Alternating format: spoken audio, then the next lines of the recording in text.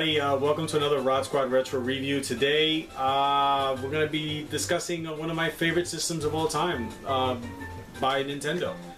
It came out in 1996. It first arrived in 1996 in the Japanese market, and it arrived here in the North America in September of 1996. After that, in Europe and all around the world. The system that I'm speaking of course, is the Nintendo 64. As you can tell in the background, we got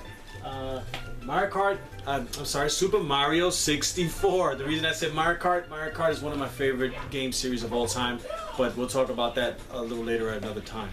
But this is for the Nintendo 64, and I'm just going to give you a brief little history on it. Again, it was first released in 1996 in June in the Japanese markets. Did great over there initially, and then it was introduced here, debuted in September of 1996. The Nintendo 64 was the last video game system to incorporate ROM cartridges, which are, you know, regular cartridges. Before this, there was the Super Nintendo, which were cartridges. You had the Sega Genesis, you know, the regular Nintendo, the Sega Master System and such. But the Nintendo 64 was the last, from what I understand. And if I'm wrong, please leave your comment. Please leave your thoughts. And if I'm wrong, please, I look forward to hearing from anyone out there who might have a different point of view on it. But the last system to have ROM cartridges was the Nintendo 64, as far as I know. One of the launch titles for the system, as you can see, is Super Mario 64. One of the greatest, most influential games of all time. Is one of the games that you can immerse yourself into this world. We've all played Super Mario Brothers, Super Mario Brothers 2, 3 and such. And they were all side-scrollers, so we're pretty much familiar of what it might look like. But this game actually brought us into that world instead of it just being a side-scroller. So this game, for me, very influential. I know they had a couple of other games that had the same type of format, namely, of course, Lara Croft, I think Duke Nukem, possibly Doom. But to me, Doom was more of a first-person shooter, from what I understand. But Lara Croft and Duke Nukem, for the most part, was a bit like this. But this one just blew those out of the water, as far as I'm concerned. Just because I was able to use Mario and be able to go into that mushroom world, in which I was so familiar with since I was back in 1985. The Nintendo 64, the first thing I can tell you that I really enjoyed about the Nintendo 64, and I'll try to bring it up for you here, is that the Nintendo 64, if you notice, had 4 different ports. You can connect 4 different games, 4 different controllers into it. So you have 1, 2, 3, 4.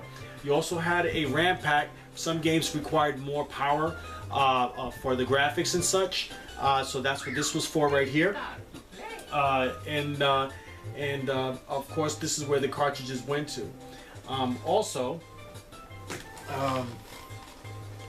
Also, the other thing that was very interesting about this system is the controller. This was the first time I've ever seen a controller that was as bulky as this, and it had an analog stick. I think it was the very first analog, if I'm not mistaken.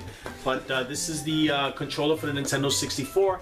Had a control pad, had an analog, had the start button, which was in red, had an A and B. Also had directional buttons. You had up, left, right, down. You have a left trigger, a right trigger. You had in the back, you had a port in which you would connect memory cards. You also connect, there's a Z button here that you can utilize, I guess, when you're using shooting and those type of games, if I'm not mistaken. Also, the memory card, like I said, would connecting to the back of the controller. It's the first time I think that ever happened. And also, it also came with a rumble pack, and I have a rumble pack somewhere around here, in which it was the first time that when you're doing something, you would be able to feel the rumble of whatever's happening on screen. But the Nintendo 64, 1996, very influential. It came into the market when the Sony PlayStation and Sega Saturn were battling each other for control of the video game system. So the Nintendo 64 came out. Cartridge ROM. To me, it's one of my favorite systems of all time. Actually, a lot of people give it a little bit of a heat, but games like Mario 64, games like Legend of Zelda, Ocarina of Time, the gold cartridge. In some people's view, and I've read it a couple of times online, supposedly, in their opinion, not mine, their opinion, the very best video game ever made. I do will say that this game is a great game. It's incorporates a lot of the things that Mario Kart 64. In other words, you can immerse yourself into that world with Link. It shows Link in different portions of the game in which he matures and tackles different challenges. Also has the RPG elements in which made Legend of Zelda classic. But is it the best game ever?